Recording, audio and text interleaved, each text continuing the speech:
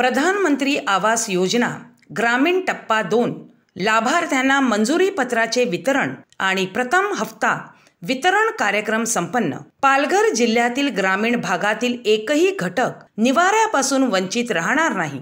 पालकमंत्री गणेश नाईक। मानवी जीवनामध्ये अन्न, वस्त्र आणि निवारा या मूलभूत गरजा आहेत। या गरजांचा एक महत्त्वाचा भाग निवारा आहे। निवारा मिळणे हा प्रत्येकाचा नैसर्गिक हक्क असून पालघर जिल्ह्यातील ग्रामीण भागातील एकही घटक निवाऱ्यापासून वंचित राहणार नाही, असे प्रतिपादन वनमंत्री तथा पालघर जिल्ह्याचे पालकमंत्री गणेश नाईक यांनी केले। ग्रामीण विकास यंत्रणा व पंचायत राज विभागाच्या सर्वांसाठी घरे या धोरणाअंतर्गत प्रधानमंत्री आवास योजना ग्रामीण टप्पा 2 अंतर्गत आज दिनांक 22 फेब्रुवारी 2025 रोजी केंद्रीय गृहमंत्री अमित शहा व मुख्यमंत्री देवेंद्र फडणवीस यांच्या शुभ हस्ते राज्यातील 20 लाख लाभार्थ्यांना मंजुरी पत्र वितरण, 10 लाख लाभार्थ्यांना एका क्लिकमध्ये पहिला हप्ता पुणे येथे वितरित करण्यात आला।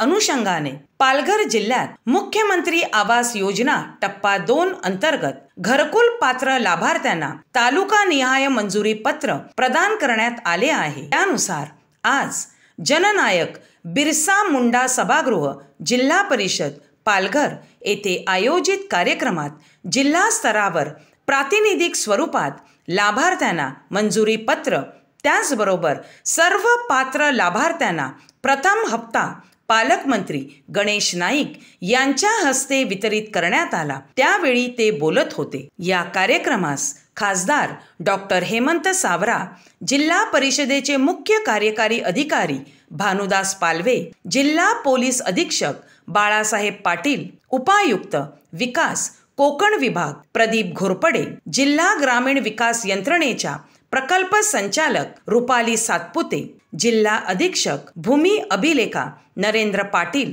आदी मान्यवर व्यासपीठावर उपस्थित होते। पालघर जिल्ह्यात सन 2024 व 25 या वर्षात प्रधानमंत्री आवास योजना ग्रामीण टप्पा 2 च्या अंतर्गत एकूण 59,535 मंजुरी पत्र व 24,890 प्रथम हप्त्याचे वितरण करण्यात आले आहे। पालकमंत्री गणेश नाईक म्हणाले की पालघर जिल्ह्याने विकासाच्या दिशेने वाटचाल सुरू केली आहे। त्यामुळे ग्रामीण भागातील प्रत्येक आदिवासी बांधवाचा विकास झालाच पाहिजे। पालघर जिल्हा हा आदिवासी बहुल जिल्हा आहे। जोपर्यंत आदिवासी समाजाला शिक्षण मिळत नाही तोपर्यंत त्यांचा विकास होणारच नाही। त्यासाठी आदिवासी बांधवांनी प्रथम शिक्षण घेतले पाहिजे, असे त्यांनी सांगितले। श्री नाईक पुढे म्हणाले की पालघर जिल्ह्यात वाढवण बंदर होत आहे। या बंदरामुळे जिल्ह्यातील आदिवासी बांधवांचे स्थलांतर थांबणार असून त्यांना या ठिकाणी